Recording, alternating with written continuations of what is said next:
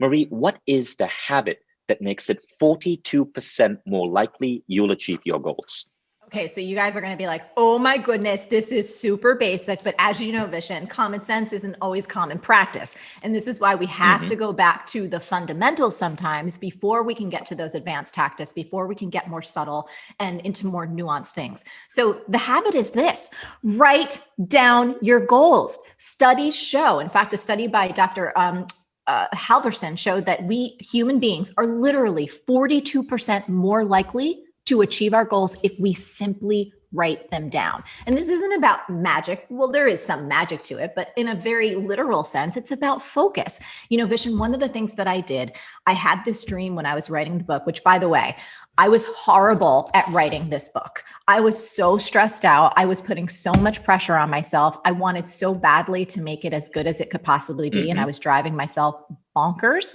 And one of the things I did every morning, I didn't just write down my goals for the book. I had a very specific goal, which was this: I wanted, to the best of my ability, to set up this book to be a #1 New York Times bestseller. And you and I both know, because we have so many friends in the industry and so many authors, you can't control that, you know, especially if you're doing it completely organically, right? It's one of those things you just kind of hope for. Maybe it'll happen, maybe it won't. But here's what I did, Vishen. I took that idea, that simple habit of just writing down goals, and I went further. I wrote down, I am a #1 New York Times bestseller 15 times every single morning in my journal for probably about 18 months. I still have all the journals in my drawers in my house. 15 times every single morning. That is so interesting. Every morning. And it was using the words, I am, right? So it was just, I am a #1 New York Times bestselling author. I am a #1 New York Times bestselling author. And my intention was around this book. Again, completely consciously knowing, first of all, that is an arbitrary goal. Second of all, there's a little bit of ego involved. But third of all, I also knew that if I could at least get on the list or maybe get to be #1, the most important thing for me wasn't about the title for myself. It was about the fact that that would get this book and this message into more hands. It would give it that extra little bit of credibility that would hopefully get this idea out. And one of the things I wrote about in the beginning of the book was this: you know, a friend of mine who is the CEO of Shopify, I ran into him in New York while I was working on the book. And by working on the book, I mean stressing out over it. And Toby is his name. He's like, you know, what are you working on? I said, I'm working on this book. And he's like, why are you writing a book? He's like, that's a huge project. Your business is going great. You have so many other things going on. Like, why did you say yes to this? And I said, Toby, you know what?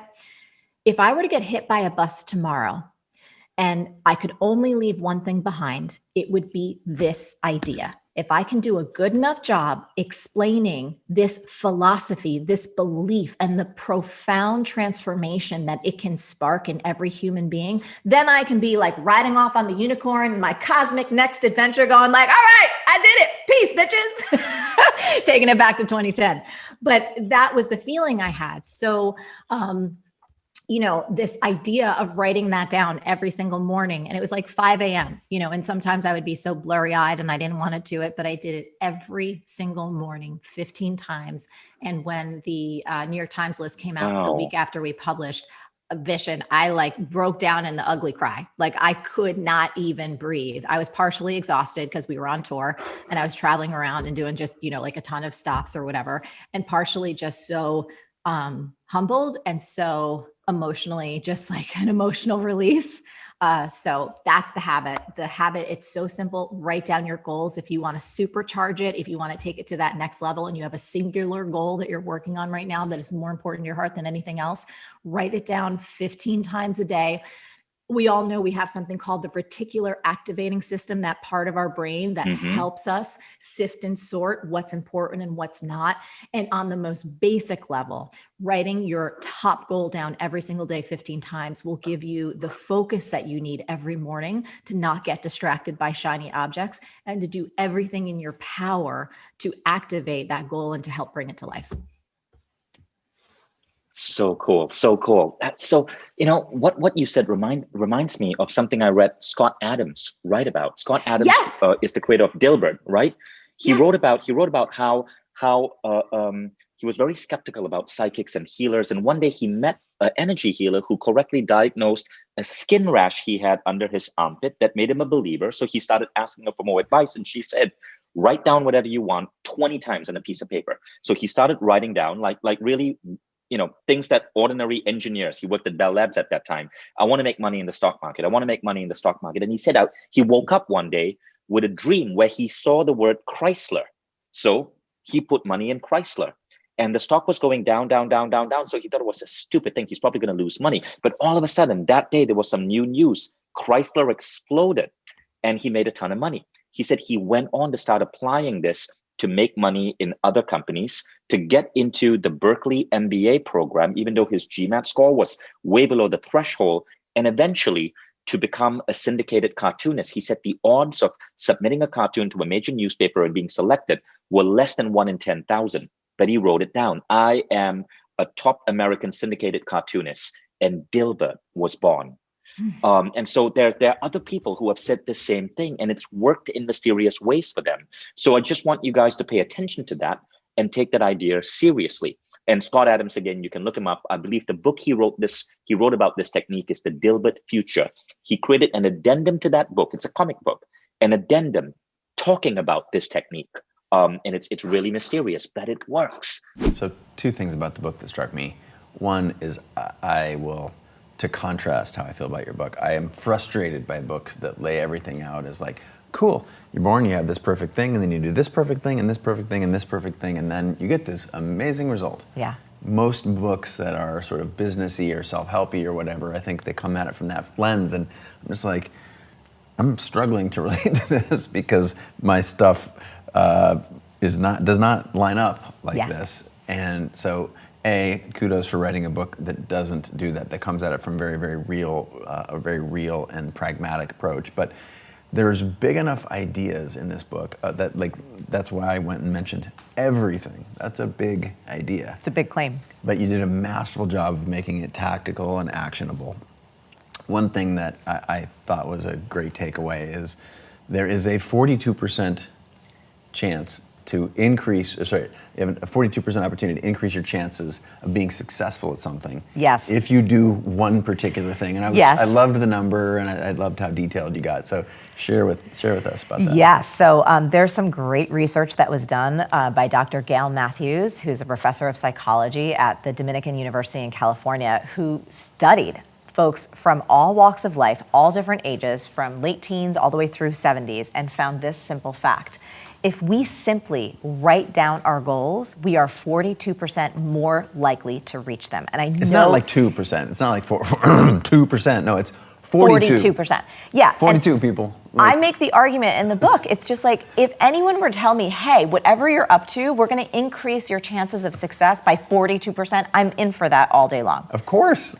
But who's not? But you would be surprised. Yeah. Yes, it's such a simple thing. Or people like write down a goal, they'll do it in a digital doc, which there's lots of studies out that show writing by hand, if it's possible for you, is gonna, I think it gets you to a deeper truth. I think that it slows your brain down enough so that you can connect emotionally with what's really important. And I think there's something mystical, magical, and awesome about being in an analog world, especially when we're surrounded by so much technology. Yeah. So writing down your dreams and then not writing them down and putting them in a drawer where you don't look, even though that can work, and I've had that work at times, I think focus in the modern day is so important. So having it front and center so you can see it, whether it's in the notebook. Like I use simple, college ruled notebooks. That's how I get everything done. There's no fancy organizational system, but it's a simple tool that can make a profound difference. Let's step away from specifically everything that's Figureoutable for a second and go a little bit to Marie the human. Yeah. So when you talked about using college ruled notebook paper to get everything done, what are some other things that you feel like, and I'm not just looking for productivity here, I think productivity is sort of a shorthand for give me a tip or a hack, and it's a nice way to connect, but I'm thinking I want a little bit more like, what are some pillars in your life that you operate around to find success and not just success, find fulfillment? Like, talk to me a little bit about like Marie's operating system. Is purely rooted in fun.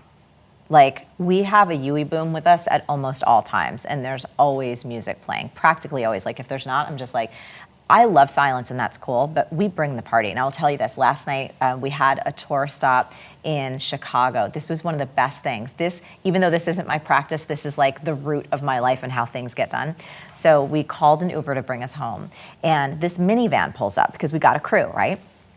Minivan pulls up, we get in, I'm like kind of tired, and we notice the Uber driver has a full DJ deck on the front of his car. We're like, what is that? That is kind of amazing, like a whole sound deck. Then all of a sudden there's a screen that appears. Then all of a sudden a light turns on and it is the whole minivan turned into a party bus. Amazing. A karaoke machine appeared. He had a mic, and literally the 15 minutes from the venue to the hotel was one of the best times we've ever had, and it was completely unexpected. Yeah. And for me, the fun factor, like bringing the party wherever you go and being the source of that joy for other people. Yeah. Like Haley on my team here, we were like walking through the airport at 4 a.m. this morning, and we were just doing this prance. It was not planned.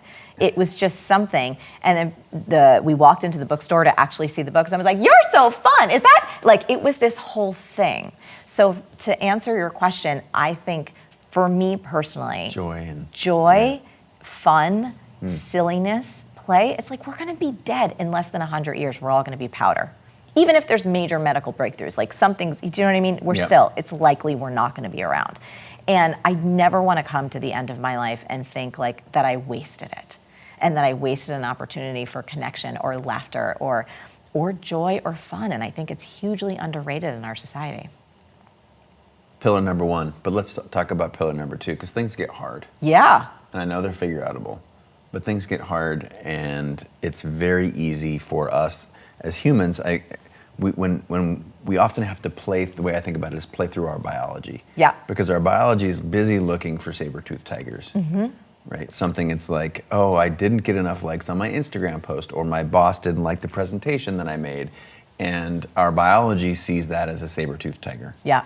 So if I know you have other pillars, I want to know another pillar or two. Or in less pillory talk, how do you manage those moments? Oh man! Because we I want to see both sides of the coin. 100%. Like when I'm stressed, I tell people about it. Yeah. Like when I'm not feeling good, it depends on what domain it exists in. Like if there's a problem in my relationship, Josh and I talk it out. And I will tell everyone this, if you're in a committed relationship that you actually want to last, I cannot recommend the work of Harville Hendrix and Helen LaKelly Hunt for Getting the Love You Want. Well, that is a tongue twister. I will. So just if you look up the book, Getting the Love You Want, it was like huge in the 90s. It sold a bajillion copies, but they're two of the most talented people who will give you a toolkit. Like I've done everything when it comes to relationships. I've done all of the therapy. I've done all of the workshops. I've invested. Josh and I have been together for 16 years, and you know this. Yeah. When you're in a long-term relationship, it's not easy, right? And we're 25, 26. Yes. So there's ups and downs. That's natural. Hardcore. Yes. So for instance, in that domain, if things get hard, not only do I bring them right to Josh, but we use the tools that actually work. So if something is tough for me personally, meaning I'm having a lot of self-doubt, I'm not feeling good about myself, I have friends and even my team. Like I don't consider myself the kind of CEO who's just going to be like, keeping on a strong face and then I'm crumbling inside. Like my team is like my family. So if I'm not feeling good, I let them know what's happening and why so that they can support me out of it. Yeah. So was that a natural gift for you, or do you think that was something you cultivated and had to work into? I have no fucking poker face. Yeah. I can't hide shit. So it's like I can't pretend to be happy if I'm not. Yeah. And I can't pretend that everything's okay if it's not. So it's a little bit of like, this is me. And I think that's probably another gift of my mom. Like you always know where you stand with that person. Yeah. Because I'm not a good chameleon in that way.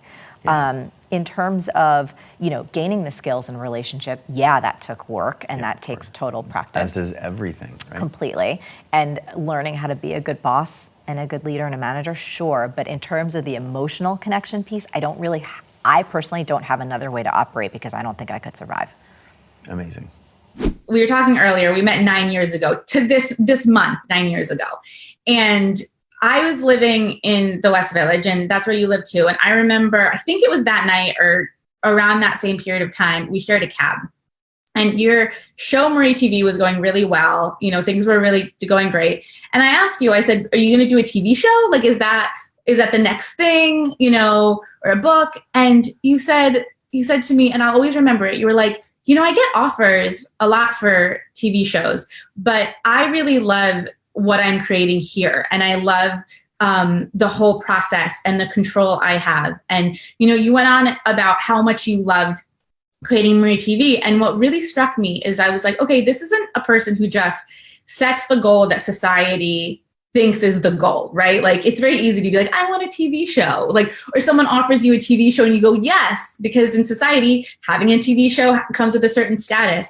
You're building a life that fits with the values and the freedom that you want.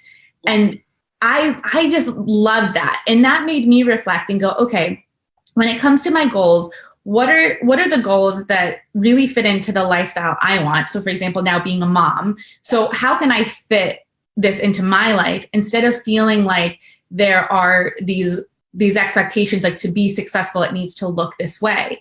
And what's interesting about the book and the stories that you've shared, and I've had this experience in my own life when it comes to goal setting, so many of the goals or so many of the best things that happened in my life didn't even exist when I was goal setting.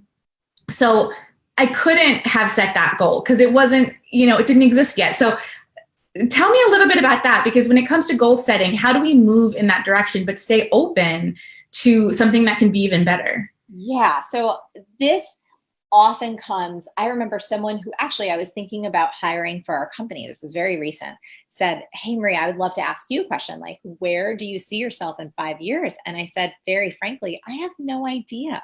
I have no idea. Like, the world 5 years from now is going to look so different. I can tell you what's happening in this next like 12 to 18 month period in terms of what we're focusing on. But 5 years, oh, forget about it. So here's the deal.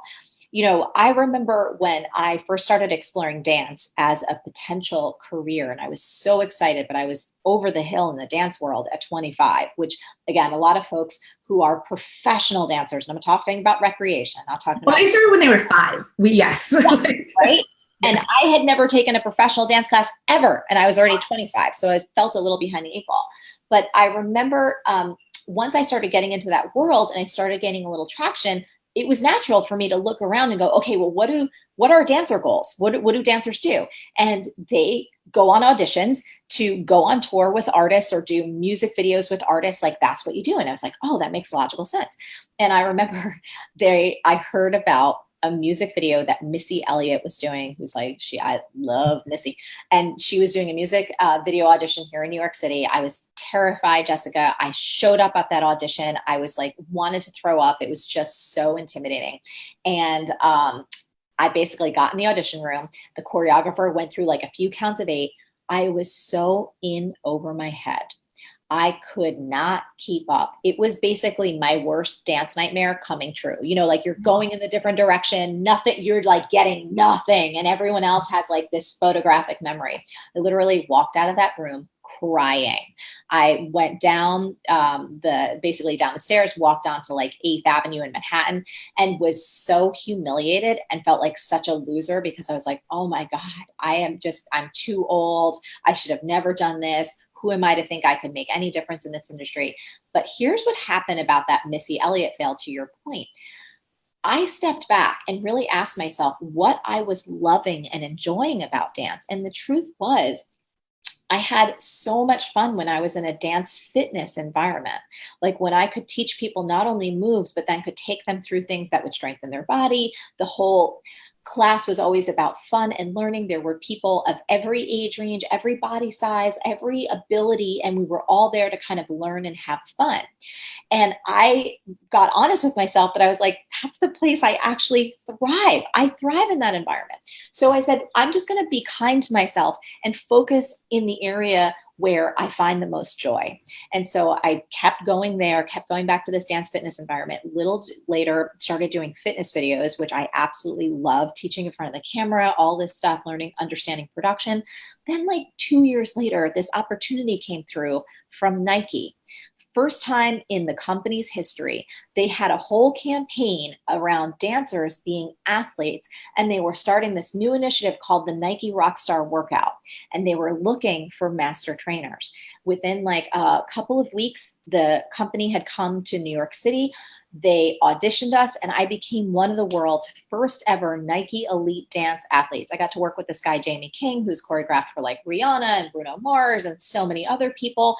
And then I wound up traveling the world, like teaching other dancers about this dance, but in the exact kind of context that was such a right fit for my skill set, my ability, and my joy. So the lesson here was this: I could have never set a goal to be a Nike elite athlete when I was crying after the Missy Elliott audition failed, because it didn't exist yet. I had to keep following what felt right to me, which didn't match my societal expectation of dancer success, but it was the thing that I was really meant to do.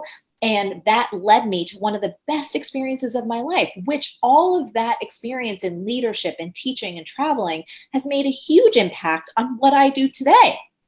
Again, none of it could have been predicted. But to your point about having the courage to define success for yourself and not constantly try to meet the expectations of the external world or how other people define success, it takes a lot of practice. It takes a lot of bravery, but it is so worth it. And I think that we don't give enough airtime to encouraging people to look inside for what their definition is rather than look outside for what other people determine as success. Yeah. Something you and I do at the end of every year is what I want to talk about. Yeah. Because you did this last year and here we are. Well, actually you did this in 2018, right? But anyway, we have this end of year journaling practice.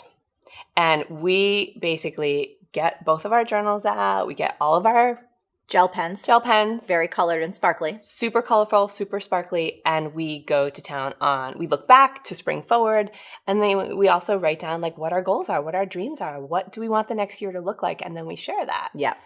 And one of the things that I love about that is like you take this very seriously. Like weeks before, she starts asking me if I've done rough drafts.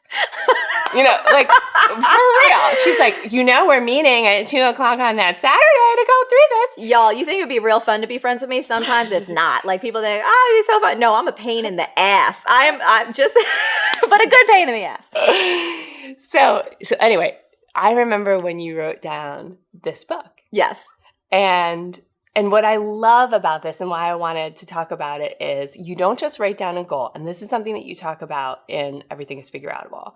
You write that goal, but then you make it measurable and actionable. Yes. And very specific. So it's not just, I want to write a book. It's like, I want the first draft done by December 31st. I'm going to do 1 hour a day, so forth and so on. Yes. So can you talk about why that's so important? To have that clarity? Yeah. Yeah. I feel like, one of the biggest reasons is we all have this magical genie in our brain who will work 24/7, 365 to help us bring our dreams and goals to life if we know how to use it. And so it's this part of our brain called the reticular activating system. We all have it. So little context. We are all bombarded with billions of bits of information constantly, right? Yet we cannot consciously process all of it. Mm-hmm. Great example. If you've ever been in a restaurant that's really busy or a cafe and there's like all of the, silverware falling and the ding of just being in that hum and it's loud, but someone calls Chris. In a moment, you can kind of tune out everything else and look to your name because you know that that's an important word. Same thing if you've ever been looking for a particular car or a shirt or a dress or something, like you've kind of never seen it before. And then once you hone in on it, you start seeing it everywhere. That's your reticular activating system at work, helping you identify in the world what you have determined is important. So a lot of folks don't get clear and specific on what exactly they want, and they don't give that genie what she needs to help you bring it to life, which is a clear, specific, actionable goal. So what happens is once you let your brain know exactly what the thing is that you want to figure out or this dream that you want to bring to life, the most magical shit starts to happen, right? You start seeing all of these different opportunities to bring that dream into your life, and your subconscious mind is helping you do it when you're not even working on it. minute. When you're in the shower, you get insights. All of a sudden, a magazine shows up with the perfect article. Some friend sends something and you're like, oh, I should go check that DM. And it all starts to work. So I think clarity is power. You know, when I used to work with people one-on-one as a coach, one of the first things I would say in our coaching sessions is, hey, I can help you get anything you want, but first, you've got to tell me what that is. And you would be surprised, Chris, at how many folks couldn't tell me exactly what it is they wanted. And that would begin our work. I think some of the reasons so many of us have been pleasing others for so long, I like to say that some of us are dream anemic. We're like not even in touch with them because we don't feel perhaps it's possible. We don't feel that we're deserving. Right. We don't feel that we have what it takes. We don't feel that we're capable. But I think you wouldn't have the dream unless you already have what it takes to make it happen. So when you have the courage to articulate that dream and then put it on paper and make it clear and specific, and if you're like us, you use gel pens and sparkly pens, the magic just starts to happen from a neuroscience perspective, but then also from a soul perspective and also from a pragmatic perspective. You know, going back to where we went before, if you say this thing is important, well, then we need to start aligning your time and your energy with helping to bring it about. Like I worked my buns off for this book, which you know, it would have never happened just by writing it down. It was tons of early mornings and late nights and like working on it in the back of taxis and on subways. And do you know what I mean? Like in the little places just to get it done. But that clarity piece is everything. Because if we don't have that, we can't do all of the other strategies and really important work that we need to make it come to life. And does this kind of dovetail into starting before you're ready? Because when yes. Go ahead. Yeah, no. Go. I want you to. Start before you're ready. Yeah. So that's, I think, you know, one of the things that stops us, one of the things that has stopped me is not feeling like I'm ready. Right. You know, like I'm not ready to go for this big opportunity. I don't know enough. I'm not educated enough. I'm not experienced enough. I think when I first started my business, I just felt like I wasn't old enough because I was 23. And quite frankly, I was pretty young and pretty green. However, most of us can believe this little lie called I'm not ready yet. And I think one of the other things 20 years in this business has given me is a lot of perspective. And there's been a lot of people I've been able to interview on this couch. And some of the most successful folks in the world have all started before they felt ready. And so I think it's just another one of those mantras that if we can train ourselves to bypass that I'm not ready yet and just dive in and get started and learn as we go and be okay with being messy and naive and kind of being sucky. I'm so sucky at everything I do when I first start out. I'm fucking hard. Kind of not. No, I am. You don't see everything. You see a lot of things. But here's the thing. But no, you're absolutely right. The point is that you're not supposed to be like at the finish line when you first start. That's right. Like every single pro was once an amateur. Right. And so y'all can watch my earliest videos. I mean, not that it's like, oh my God, they're so great now. But all the ones from the brick wall, me just like looking into my webcam, like they're all right there. So you can see the progression over time. I have certainly gotten better and gotten more comfortable because I've been doing it more. But you never get to the there if you don't start here. Right. And you're never about chasing perfection. And that's the other thing. I mean, I know we're going through so many of these important mantras because they've given so many people permission to really go for it and live their best lives. And so I love that about you. And I love that you share that with every single person that you know. Like, don't worry about perfection. It's awful. It's a dream killer, as you would say. Yeah. Go for progress. Progress, not perfection. I think that's probably another one. And it's hard in terms of the world that we're in right now and people seeing everybody on the gram. And, you know, people, honestly, they look at us and they'll look at our show and be like, oh, your shit's so perfect. And I'm like, you guys, you don't see everything. You don't, you know, we catch stuff and we fix it. But perfectionism is deadly. This is another interesting thing in the research that I did. You know, there was a study done where the folks, people who committed suicide, they interviewed their family and friends, and they found that over half of the folks who took their own lives were self-professed perfectionists. Perfectionism is not just something about the way that you do things in the world. It's a very unhealthy way that you see yourself as though you're deficient and that you're not enough. And I think the thing I'd like to say to everyone, because I have perfectionistic tendencies, but there is a big distinction between having high standards and being a perfectionist. Right. You can have high standards and have it be really healthy and healthful, and you can still move ahead, progress, not perfection, without falling into the trap of perfectionism, which is where you beat yourself up, you don't allow yourself to grow, and you never actually put things out there to iterate over time because you're so nervous about being judged. Hi, Mari. My name is Vera, and I'm Italian.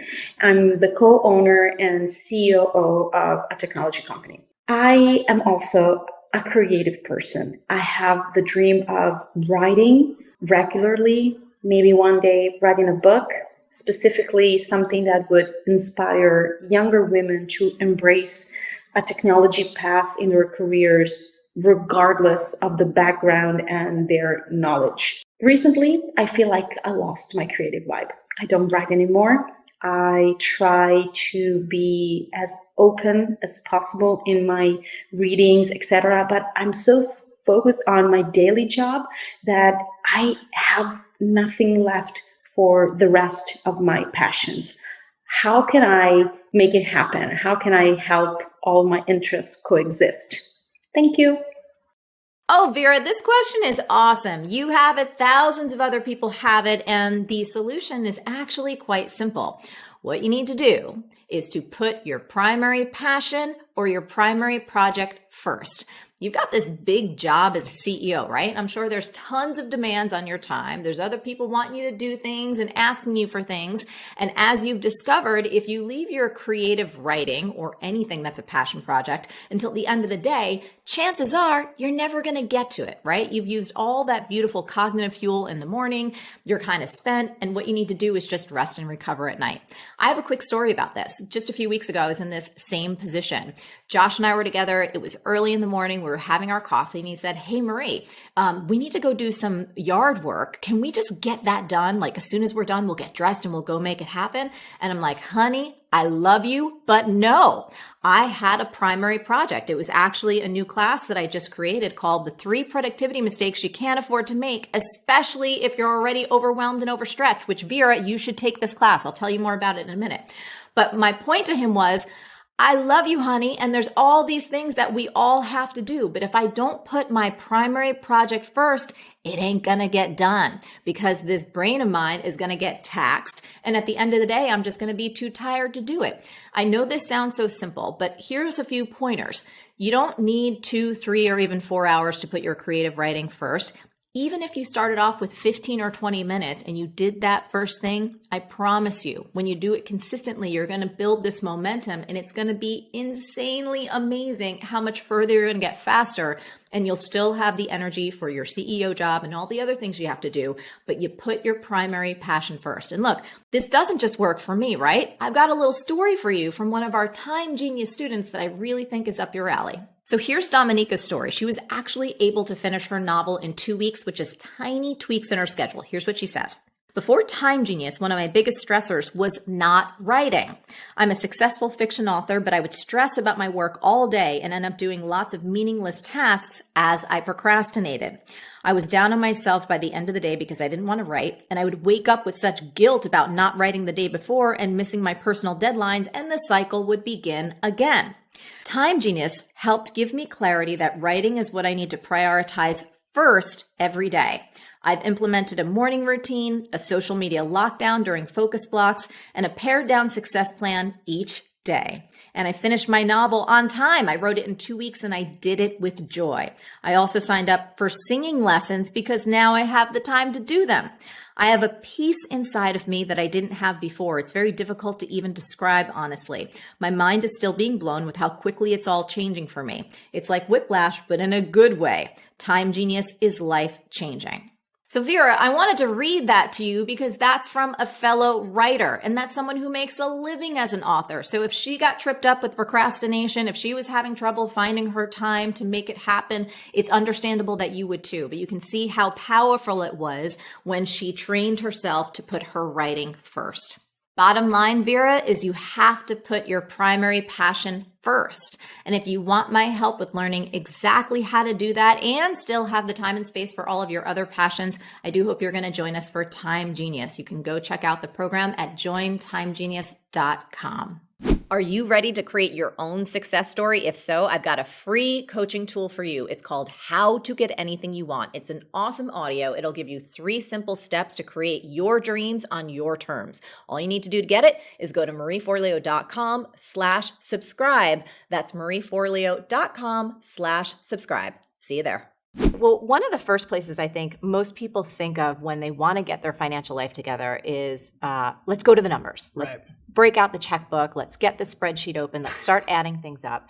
And you have a different approach. You say that's not where we should start. And it's kind of counterintuitive. In fact, you write, we need to start with our values because your values can determine how hard you're willing to work to achieve your financial goals, how much money you currently spend, and how much money you will actually need for retirement. So walk us through the importance of starting with our values and how we can do this. Okay, well, so I love the fact that you started with the hardest thing that I teach, but it is the most important thing.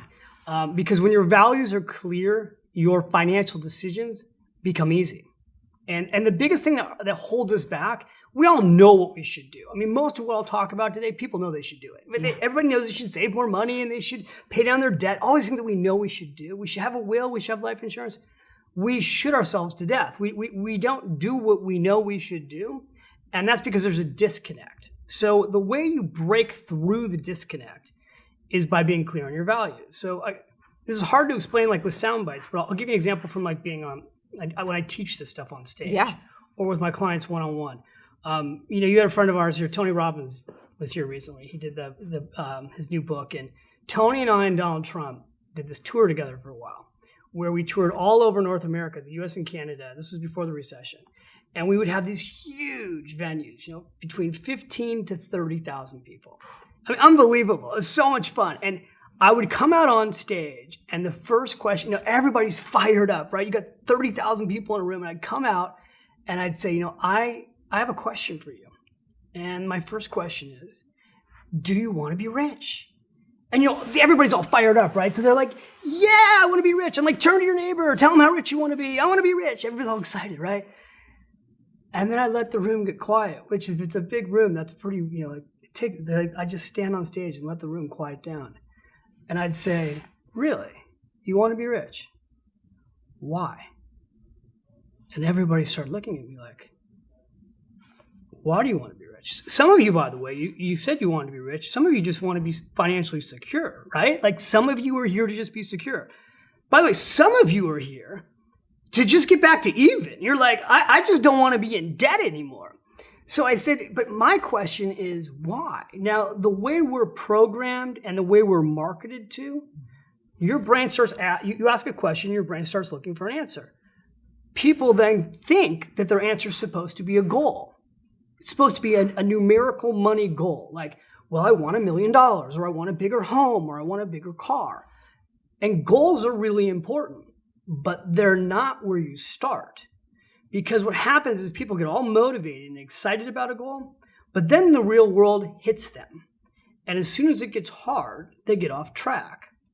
So what I've taught for, almost 20-something years, and it started with my clients at Morgan Stanley, is yes, we've got financial goals, but we're going to look at values first. And when we get clear on your values, you'll be unstoppable. And then we can take your values, what you just said is most important to you, and we can align them with your goals so that they come together and they're not in conflict. And then nothing can hold you back. And so what are some of the most common values that you have seen that people either have not articulated? Like, is it freedom? Is it family? Is it, I don't know. What are some of the things that people... So in the book, I give you like a list of values, right? Yeah. But I say you don't have to just copy them, right? People have pretty common values. family, security, freedom, making a difference. Here's what you do, because it's not that complicated. You take out a pad of paper. You can do this in 5 minutes. And you write out all your values, all the values you can think about. And then what I recommend you do is you circle 5 of them. You come up with your 5 favorite values. And in the book, in Smart Couples Finish Rich, it's a values circle. In Smart Women Finish Rich, it was a values ladder. And I'll just explain the difference for a second. Sure. Because in Smart Women Finish Rich, I taught people a hierarchy system, which was identifying your highest value. And by the way, for some people, that was tough. So I started realizing, like, it's not just about your highest value. Let's look at your 5 most important values. Get them down on paper. If you're in a marriage or a relationship, have your partner do this. Once the value's down on paper, then let's look at your money. And let's look at, are you spending money in a way that is getting you closer to your values? Or are you spending money in a way that's getting you further from your values? And so what I really find when I work with clients or coaching people one-on-one, a lot of people's lives are in complete conflict with their values and they don't realize it. Once they see it on paper, it's like a huge wake-up call. Wow. And that can apply to everything. That can apply to your business. That can apply to your health. So I don't think, and also the key about values is it's like, it's God-given, right? Like, people are basically born perfect, right? Like, you're good the way you are. It's inside of you. The magic pill that we're all looking for, it's already in you. You just have to get clear about it. Yeah. I love that. And it gets us in touch too. For me, there's such a sickness in what I see in society with more. Yeah. Just like that question, well, why do you want to be rich? Do you really want those things? And I've had several points in my career where I feel like there was a lot of external noise to go bigger and go for a TV show and do this and you should want, and I really always had to stop and check myself because it felt so out of alignment with who I genuinely am and what I want. And this great question of like, well, how hard are you willing to work and is it really worth it? So I love this idea of starting off with our values and getting some alignment between what we say is important and how we demonstrate that through. It's really being authentic, right? Like what you're talking about is who's your authentic self. Yeah. And also, another thing that holds people back sometimes with money is that they think that money's bad. Oh, money, right? Goodness like, gracious, a lot of people have all kinds of mental issues about money because they were raised with, well, money, those people over there, they're bad people. When you're authentic yourself, there's nothing bad with building wealth. Building wealth can free you to live your most authentic self. So to me, that's about living rich. Yeah. And in my own life, money has been such a tool for healing and for good. And so I have a really powerful association that it's a beautiful thing. And that's actually one of the things I love to talk about is so many people, there's a lot of conflict around that. I want it, but I shouldn't want it. And it makes me an unspiritual person or it makes me greedy and all this stuff. So great stuff. So today I want to talk about how to achieve your goals and specifically 3 science-backed steps to help you achieve your goals so that once we get past all this new year, new you hoopla, you've actually got some solid practices in place to help yourself stay on track. Why? Because here's the truth. The stats around making lasting change from New Year's resolutions are pretty dismal. In fact, one study by the Journal of Clinical Psychology showed that about 54% of folks who make a resolution fail to keep it up past 6 months. And then guess what? Most people make the same damn resolutions 10 times without success. That's sad, isn't it? That's super sad. So, to combat those odds, here are 3 simple and science-backed strategies to help you achieve your goals more consistently. So, this first one is pretty simple, but I gotta say, hardly anybody does it. So, strategy number 1 is this. You wanna write it down and write it down daily. So Dr. Gail Matthews, who's a professor of psychology at the Dominican University of California, she did this amazing study on goal setting, right? And she discovered this, that we human beings are actually 42% more likely to achieve our goals if we simply write them down.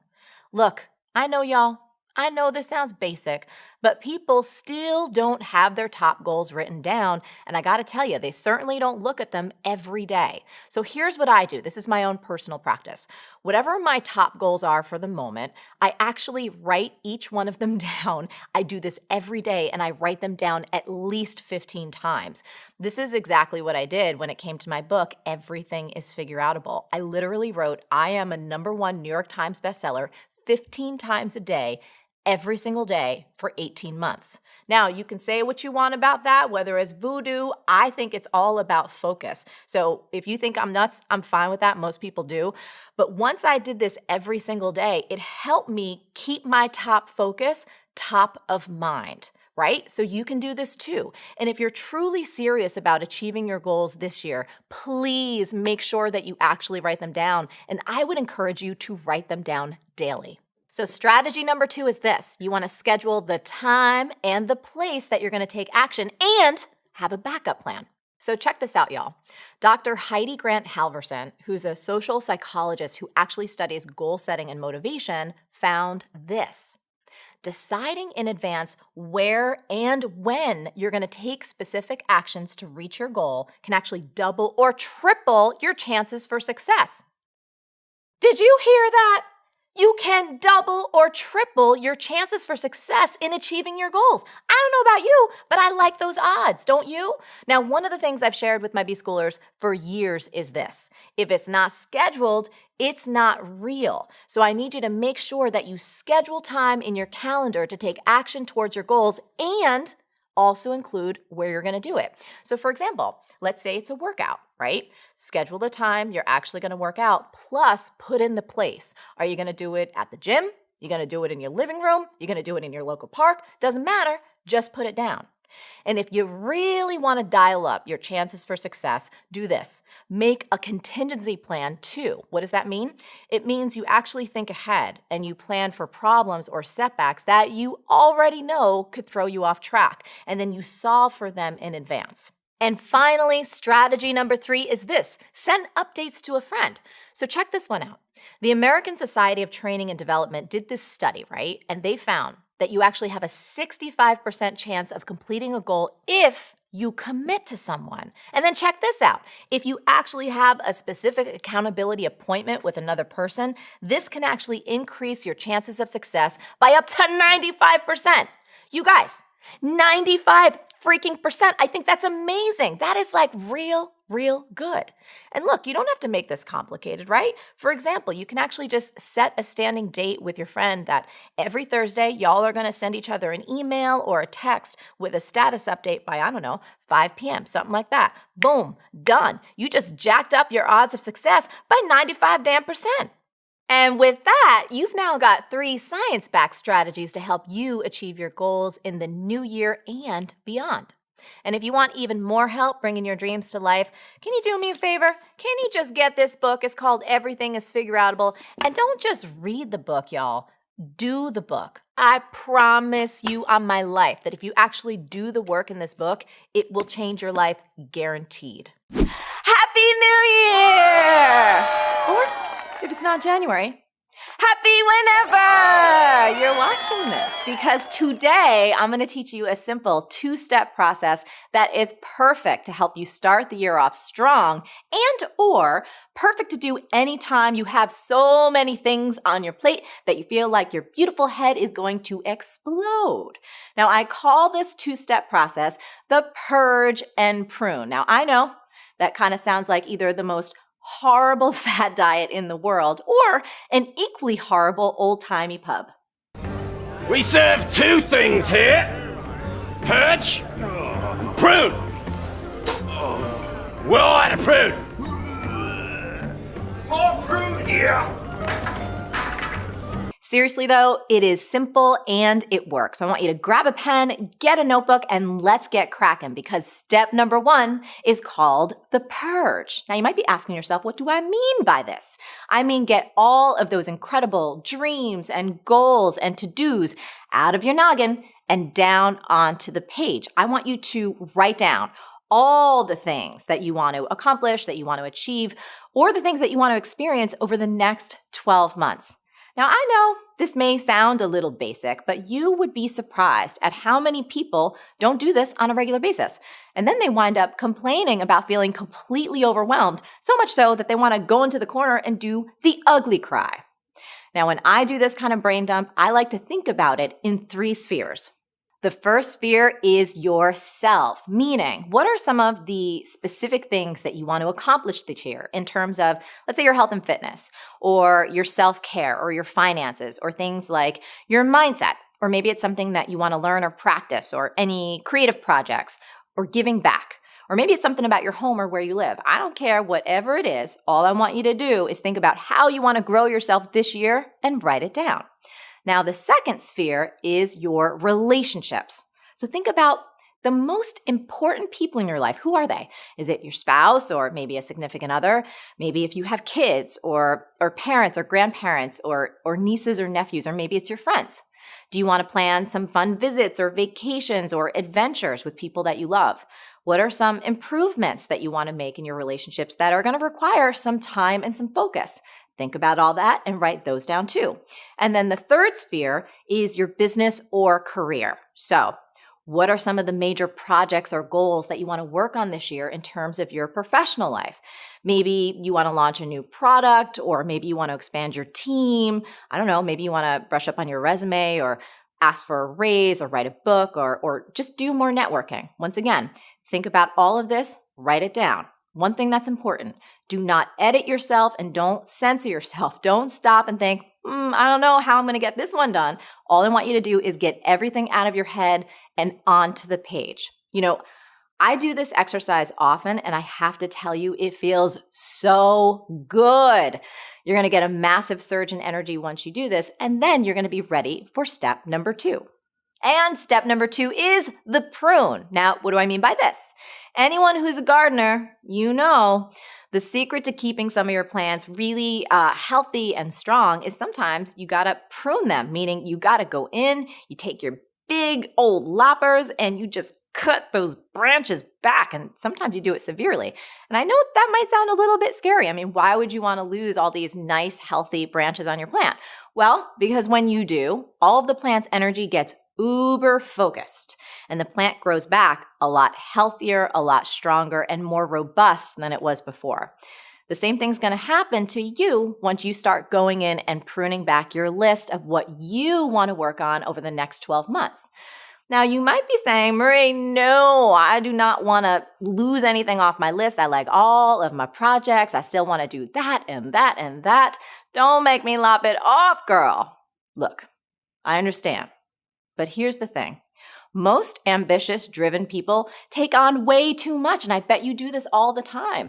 You might have your focus scattered, you're going to dilute your energy, and then you're going to wind up feeling overwhelmed and either quit or just spinning your wheels around and around and never make any meaningful progress. That's why I'm suggesting that you take the opposite approach. Here's what I want you to do. I want you to focus on the critical few things rather than the trivial many. Really focus down. What are the small number of projects that are going to give you the highest, most powerful, and meaningful results in your life?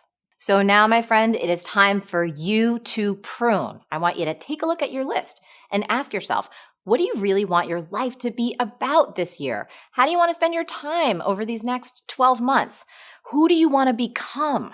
These are big, important questions. They're not necessarily that easy to answer, but it is vital that you do. Now, if you find yourself being torn up about what to prune and what not to prune, you can look at each item on your list through one of these 3 filters.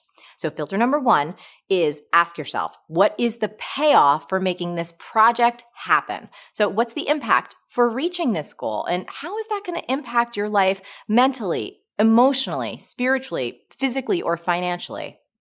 Filter number 2, ask yourself, how will this project ultimately benefit others? You know, what's the payoff for the other people in your life, the people that you love, whether that's your family or your team or even greater society? And then filter number 3, and I think this one is actually the most important filter, who will you have to become in order to make this goal or this project a reality? So in other words, what habits or skills or character traits will you need to develop in order to make this thing come to life? And big hint here, any project or goal that stretches you, that requires you to grow, is always going to be more rewarding than ones that don't. If you go through those filters and think, that's not really worth it, or you know what, that's not a big enough payoff for me right now, or you know what, I'm just not down for that kind of commitment, it is time to cut that branch. Don't judge yourself, just lop it off. Cross that thing out. And I do want to say, Crossing something out doesn't mean that you're never going to take that project on, just that you're not going to put pressure on yourself to work on that thing this year. And of course, if you just start crushing through your list of projects and you get things done so fast, you're like, oh, look at me. You can always go back to your list and add more onto your plate. And now before you ask, I do want to address this. No, there is no perfect number of projects or plans or goals to end up with. And that's because every single one of us is so different. Some of us are entrepreneurs, some of us are employees or students, some of us have health challenges, some of us have big families to take care of, and all of us are completely unique in terms of our capacity, our current life circumstances, and our ambition. But I will say this, and this is a constant, less is more. So just use your judgment, use your instincts, and cut that list back to make it as tight and right as possible. And that, my friends, is how you purge and prune. And it is so effective, we actually made up a dance, which is called the Purge and Prune. Purge! Get it all out! Prune! Now cut it all back! Purge! Dump it out on the page! Prune! Reel it on in! Purge! Get buck wild! Prune! Now tighten it on up! Purge! Dream big! Prune! Plan small! Purge! Do a brain dump! Prune! 80-20 rule! Now, after you purge and prune, the very next step is to transfer all your goals and your projects into your calendar. Because as I always like to say, if it's not scheduled, it's not real. See, you know this. Now, if you want a little calendar tool that we use in our company to map out all our big initiatives for the year, you can download it right below. Now, I want to wrap this episode up on a tweetable. Sometimes the best way to grow is to cut back. This is a very special day. Not only is it New Year's, Happy New Year! But it is also the second anniversary of Marie TV. People always ask me all the time whether or not they should do video, even though they don't have a big budget right now. They don't have a fancy set or professional editors or a wardrobe stylist. And you know what? If you are thinking about doing video or you have any other endeavor that you want to get off the ground, but you think it has to be high-end out the gate, you are going to love this episode of Marie TV. I'm going to take you back in time and show you how we started, and I think you're going to be surprised. I'm even surprised to see where we started and where we are now, and I think you're going to find this very encouraging. Hi there, it's Marie here, and I want to share a story today that I learned from an unusual source. I first started playing with online video back in early 2010. All I was doing was sitting at my desk, looking into my little webcam on my MacBook and shooting. As you can see, there's no fancy editing, no good lighting. It was kind of crappy. It was just me talking to the people like you right out in the interwebs. But here's the thing, even though I was enjoying it, I knew that if I had people on my team that actually knew what they were doing, we could make this thing so much more. And I was really following a hunch because I knew deep inside I was supposed to be doing more video. And also his beautiful wife. By late summer, I had found two incredible women, Michelle and Grace, and they started helping me make videos in my apartment. We had some better lighting, things were starting to take shape, but as you can see, it was still pretty raw and off the cuff. Then I realized to deliver the most value to my audience, I needed to start outlining my questions and answers to get my best thinking out of my head and down on paper. We also wanted to up our lighting game, so we stopped shooting in my apartment and went over to Michelle's apartment and started shooting against the infamous brick wall. So now things were really going well, but one of the most frustrating parts of Marie TV for me was figuring out what the heck to wear. You see, I hate shopping. I especially hate shopping alone because I get really overwhelmed and frustrated. So that's when Elsa came on board, Style Me Elsa, and she started making me look great and took away that complete headache of wardrobe. The other thing I realized is I could write a lot better and faster if I had someone to write with. That's when I brought my beloved friend and genius writer Laura Belgray on to co-write Marie TV. So that brings us to 2012. And I was itching to switch things up. So we took our show out on the road and we started interviewing some awesome people. Now, once I got out from the brick wall, I did not want to go back. So our next step was to go out and find some studios and create our own Marie TV set. Then we got even more adventurous and we did our first ever Marie TV cooking episode with our dear friend Chris Carr. And that brings us up to today, the very first day of 2013. So as you can see, this whole thing just started with me with my webcam, and we built it step by step by step over time. There is no such thing as an overnight success. So anything that you want to do in life takes a lot of hard work, a lot of persistence, and yes, you will make a lot of mistakes. And this is a very it's a So no matter what you want to create, remember the whole key is just to get started. You don't have to get it perfect, you just have to get going, and you will figure it out along the way. You know, when we first started Marie TV, I had a vision for where it could go, what it could become, and I'm so grateful that we are on our way there. And I'm grateful to you for helping us make this happen. So now, as we're at the top of this new year, I would love to know more about your vision, because one of my favorite quotes in the world is about vision, and it goes like this. Dissatisfaction and discouragement are not caused by the absence of things, but the absence of vision. So tell us what's happening, and we will do our best to help you out. Oh my goodness. Okay. So I have been running my own business for the better part of the last 3 years. I guess 2.5 years. One of the first things that I did was sign up for B School, which was a really great experience. It helped me build my website for my company.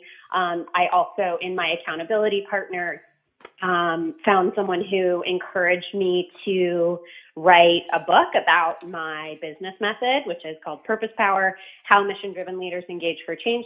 And I just felt like, in thinking about your approach and your coaching and paying attention to all of your encouragement, I've tried to let myself be open to opportunities that show up, scan the radar, be surprised by things, not hold ideas too tightly, let them emerge and develop, and say yes as much as I can. And a lot of the work that I have done here 2 years later, I struggle with feeling like I've sort of failed. Like a lot of the things that I wanted haven't come true in the way that I hoped that they would. And both trying to, internalize some of that responsibility and actions that I could have done differently, but also just feeling like the world is sometimes not a super forgiving and supportive place, which isn't to say that I don't have friends and mentors and great people in my life, but just sometimes it feels like swimming upstream. And now I find myself in a place where my husband has been offered his dream job in Europe, which is super exciting for him. Living in Europe is something that I have dreamed about for a long time. So there are a lot of things about that are, a dream coming true for me. But I'm also now in this position of sort of needing to abandon ship and sort of close up all of the things that I thought I was building. I felt like I was sort of building this garden and watering plants and trying to make things happen. And now all those things that I thought I was trying to make happen, I need to sort of turn over a new page and do trying to figure out something new. So I'm both sort of left with this feeling like all of this effort that I put out, all the things that I worked really hard to create and do, none of them really generated the success that I was hoping for. And now I have to leave them and go start from scratch. This is awesome, by the way. Thank you so much for sharing so honestly and bravely with us. I have a question for you. You said Sure. None of them turned out to create the success I had hoped for. What's your measuring stick? What was the success that you hoped for? I'm just curious. Well, my measure, I think, was a couple of things. In running a business, I was really hoping to get to 6 figures by my second year. Not $500,000, but to surpass $100,000 in being able to pay myself. And that never really happened. You know, I was able to sell business and negotiate contracts, but none of those things were, long term. None of them paid as much as I hoped that they would. I wound up hiring people to work on those projects with me. And so in the process, never really reached that profitability margin that I was hoping for. Okay. In publishing a book, I had sort of sold myself on this idea that, publishing a book is one of the best things that you can do for your credibility and your authority. And I found that the process of working with an independent publisher to be really, really hard. And that, there's not a whole lot of promotional support that's available. So I'm really have to, do a lot of that myself. And I don't have the sort of established platform that, a lot of publishers look for in an author. And so it really feels like a lot of the time I'm sort of spinning my wheels, and maybe I wrote a book it's a good book, but it's not the right book at the right time somehow, and so not being able to gain traction in an environment where there's a lot of noise, or there's a lot of resource scarcity. Nonprofits don't really have, are really cash strapped. And so targeting nonprofits as a client base has been, felt really frustrating, because it's hard to get those organizations to prioritize hiring outside help as much as they, seriously benefit from it. That's really clear. So that's what I would say. Yeah, I'm going to jump in right there. Thank you, by the way, for being so precise. So a couple things. One thing that I highlighted, which is common for all of us to experience these type of inner conflicts, but one that really jumped out to me was the primary and first thing that you mentioned was around financial success. And then you shared that you're focusing on nonprofits. And so we just know this, right? It's kind of a fact that if you are going into that particular sector, it is going to be more challenging to earn the type of money that I think you wanted to earn. So sometimes having those kind of inner conflicts between those two goals. For example, I don't think that if you, and I'm not saying that you do, but if you wanted to earn like $1 gajillion, you wouldn't be like, you know what I'm going to do? I'm going to start a nonprofit. There's just an intrinsic conflict point between those two ideas that it's clear based on what you're telling us that you found to be frustrating. So I think one of the most powerful things that you'll be able to do in this next chapter of your life is actually start to decide the metrics that actually matter to you. What is the most important thing for you to do or to experience, or who do you need to be in order to feel successful? And if operating in the nexus of politics and social justice and nonprofit is really where your heart lies, I think a little bit of a reality check may be important. Not to say that you can't earn six figures or multiple six figures in those categories, but I do think it's understandable that that may take a little bit more time.